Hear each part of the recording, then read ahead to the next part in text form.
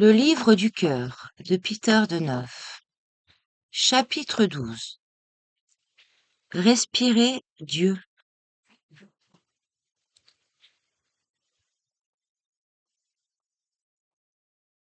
Dans les conditions actuelles de vie, le plus important élément dont l'homme doit s'occuper est l'air. L'air est porteur des pensées pures, claires, divines. Ces pensées pénètrent ainsi dans l'homme par le système respiratoire et, de là, montent au cerveau. Celui-ci ne peut pas les recevoir directement à travers le crâne, sans l'intermédiaire de l'air, qui reste donc le principal conducteur de la pensée. Je parle ici de l'essence de l'air, et non de l'air que les chimistes définissent comme un mélange de 4 parties d'oxygène et d'une partie d'azote. Je vous parle de l'air comme élément primaire qui conditionne la vie des hommes. En dehors de l'oxygène, l'être humain reçoit de l'air des forces vitales, prana, et idées, en plus ou moins grande mesure, selon qu'il connaît et applique certaines règles ou ne les connaît pas. Tout d'abord, nous devons aimer l'air que nous respirons, nous réjouir de son goût, de sa fraîcheur, de la légèreté qu'elle nous apporte. Grâce à cet état d'esprit, les forces contenues dans l'air pénètrent plus profondément en nous et en plus grande abondance. Pendant l'expiration, on doit vider au maximum les poumons de l'air qu'ils contiennent, par une calme et profonde expiration. Beaucoup de maladies ont leur source en ceci. On laisse dans les poumons pendant l'expiration une grande quantité d'air désormais dépourvu de toute qualité. Je vous conseille de vous exercer à la respiration profonde. Dirigez vers Dieu votre intellect et votre amour. Et respirez rythmiquement avec concentration. Durant l'inspiration et l'expiration, vous pouvez dire mentalement une formule constructive ou un fragment de prière.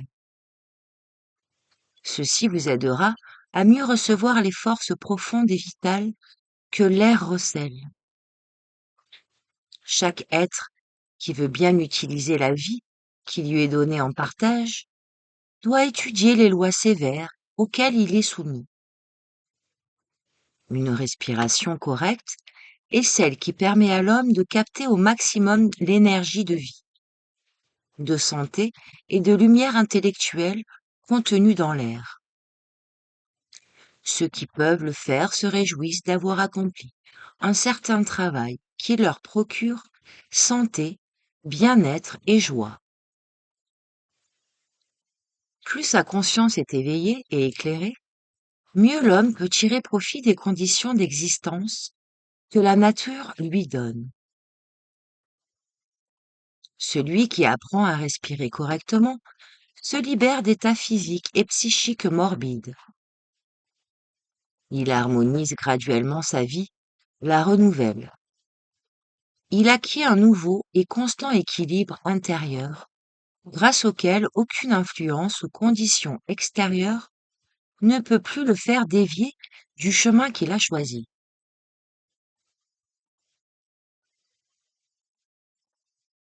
Celui qui respire à une cadence rapide meurt plus tôt. Les malades des poumons respirent 15 à 20 fois à la minute.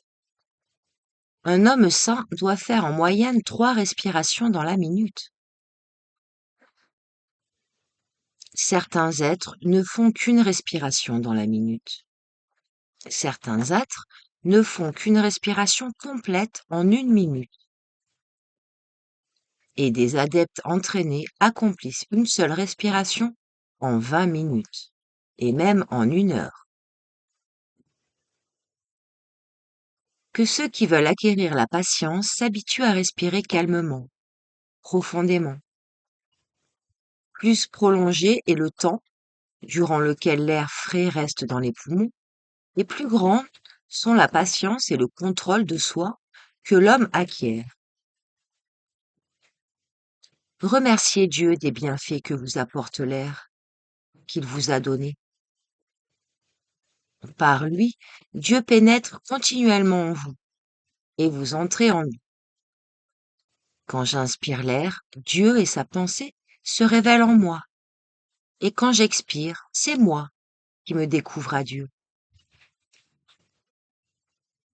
Dès le début du printemps, allez vous promener chaque matin, si possible, à l'air pur, loin des poussières et des fumées de la ville. Profitez au maximum des forces de la nature, qui s'éveillent aux premiers rayons de soleil. Ensuite, vos tâches de la journée s'accompliront bien mieux que si vous restiez dans votre chambre. Si vous voulez améliorer votre pensée, l'éclaircir, l'élever. Si vous voulez développer votre entendement, votre raison et mieux résoudre vos problèmes, apprenez à respirer juste. Les maladies, les souffrances dans la vie de l'homme sont dues à la respiration irrégulière. La nourriture, la respiration et la pensée sont liées entre elles.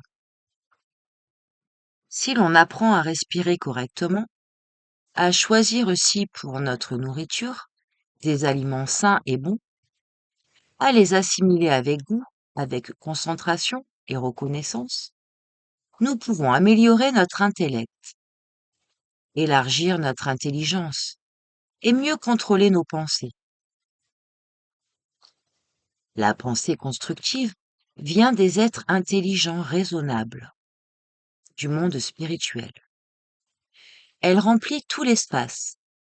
Chacun reçoit les pensées qui sont en vibration avec son système intellectuel et en résonance avec son état de conscience.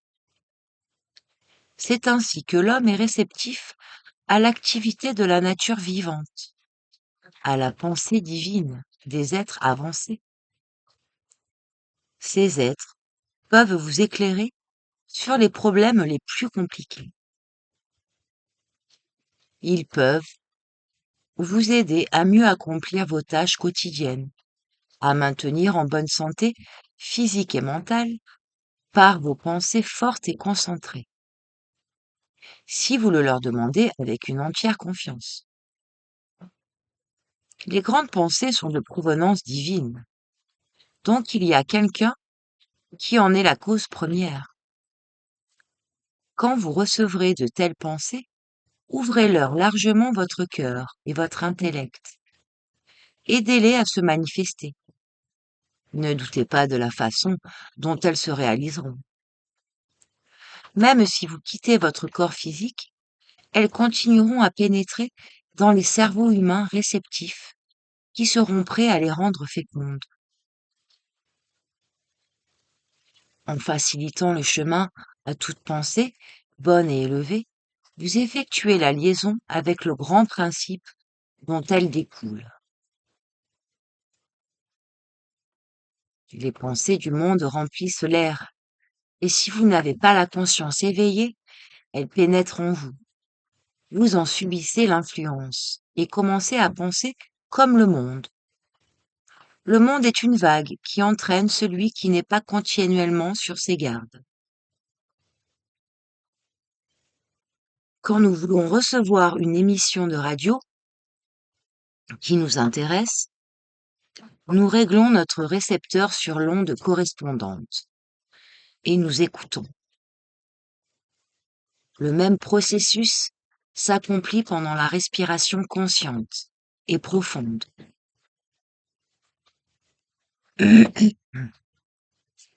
Nous avons une idée précise de ce qu'on peut capter dans l'air et nous maintenons notre pensée dirigée vers ce but.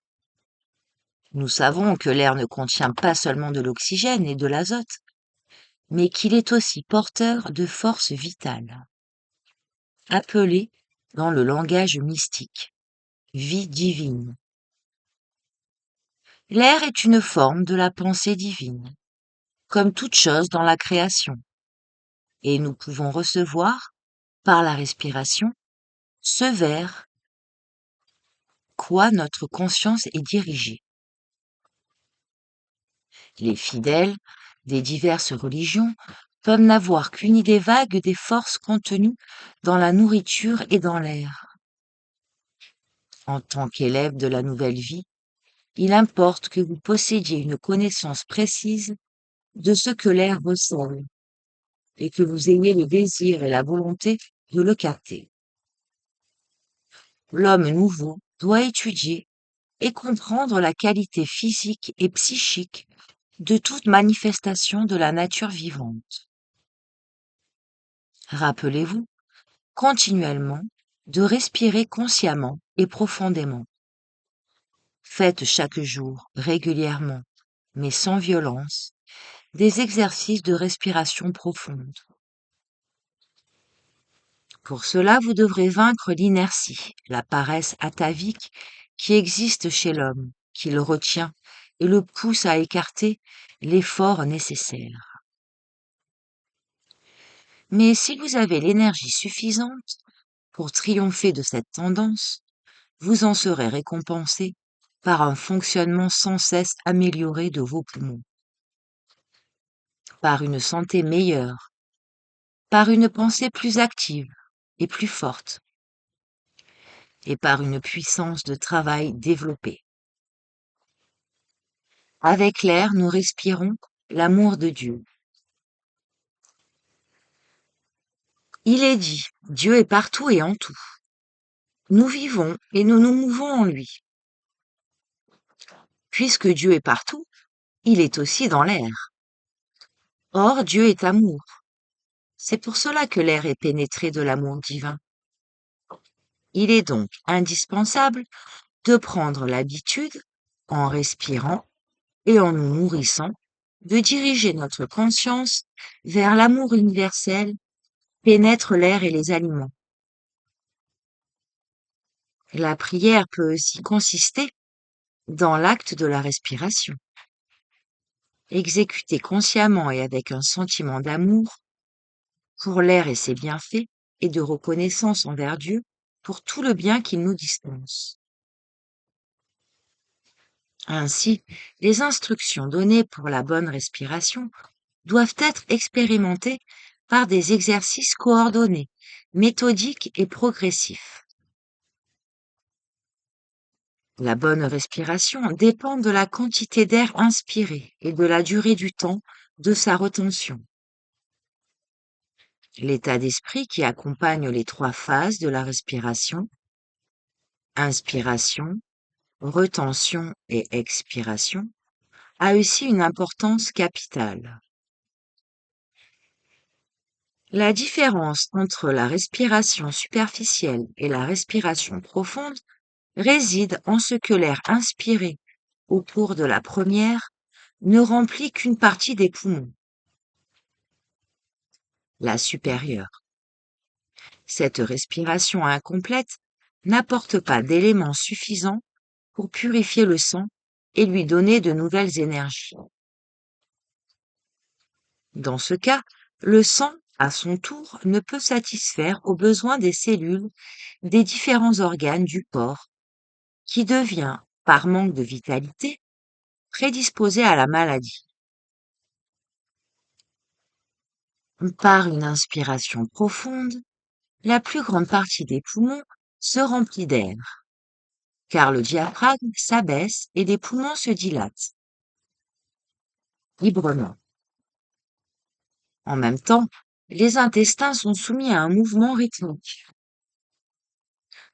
de haut en bas, et réciproquement, qui facilite leur activité. Dans une inspiration profonde, c'est en premier le ventre qui se gonfle, et ensuite le thorax. Dans l'expiration, le ventre se rétracte d'abord, puis le thorax. Au cours de la respiration profonde, On remarque l'abaissement et le relèvement du diaphragme, et les organes de l'abdomen subissent une sorte de massage favorable à leur fonctionnement. Par une pratique journalière, des exercices de respiration profonde, les poumons apprennent instinctivement à respirer plus profondément, plus pleinement, et même en dehors des instants consacrés expressément aux exercices. Le prana, contenu dans l'air, est une force vitale de vie divine, d'après le langage mystique. Toute la création est une forme de la pensée divine, de l'Esprit de Dieu. Lorsque nous respirons consciemment, profondément, nous recevons davantage de prana, pensée divine, qui crée, soutient et harmonise tout. La respiration profonde, pratiquée avec méthode et concentration, peut permettre de recevoir, outre l'abondance d'oxygène indispensable à la purification du sang, un surcroît de force vitale intellectuelle et spirituelle, si nécessaire dans la phase actuelle de développement des hommes. Dans les Écritures, il est dit que chaque respiration glorifie Dieu. Glorifier Dieu signifie que vous devez vous intéresser avec gratitude à son amour, à sa sagesse, à tout ce qu'il a créé et à lui-même, votre Créateur et votre suprême professeur. Sachez qu'il n'y a pas d'instructeur plus grand et plus sage que le Seigneur.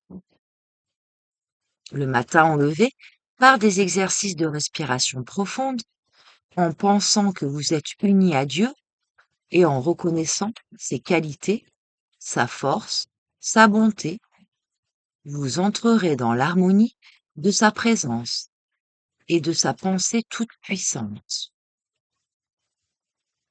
Par cette respiration prière du matin, l'homme, s'accordant avec la grande sagesse divine qui dirige tout, se sentira tout le jour mieux disposé et prêt à accomplir ardemment les tâches qui l'attendent.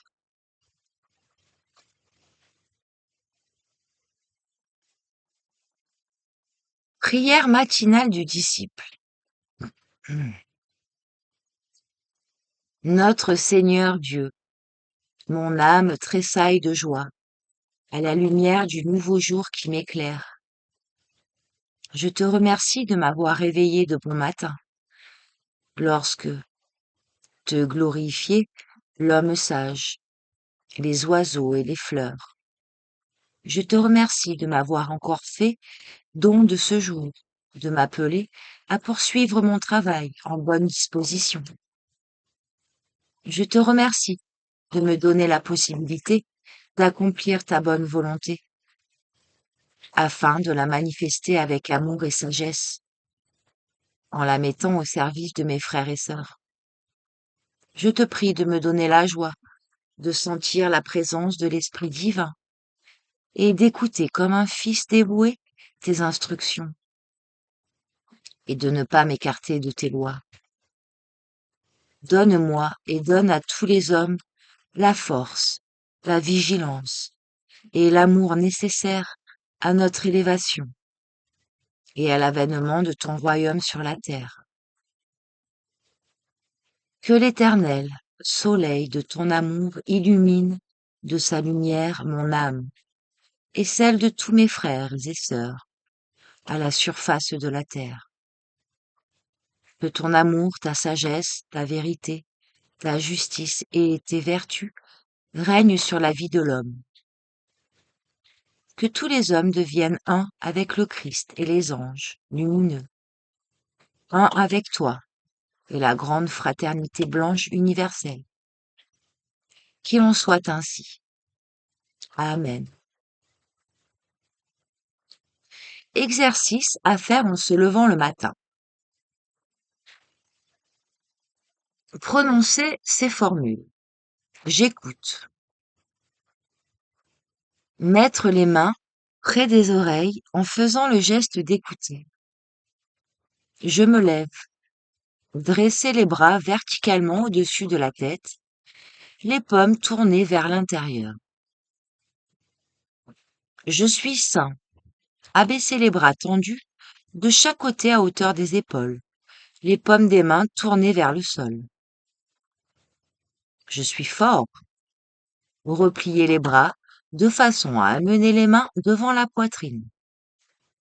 Je suis en pleine forme. Abaisser les bras de chaque côté, le long du corps, les mains ouvertes. Poursuivre en élevant les mains vers le ciel et en les faisant descendre sur la tête et devant la poitrine, jusqu'à ce qu'elles reviennent le long du corps. Et dire que la paix de Dieu vive dans nos cœurs, que sa pure joie et sa sainte allégresse nous guident. Amen.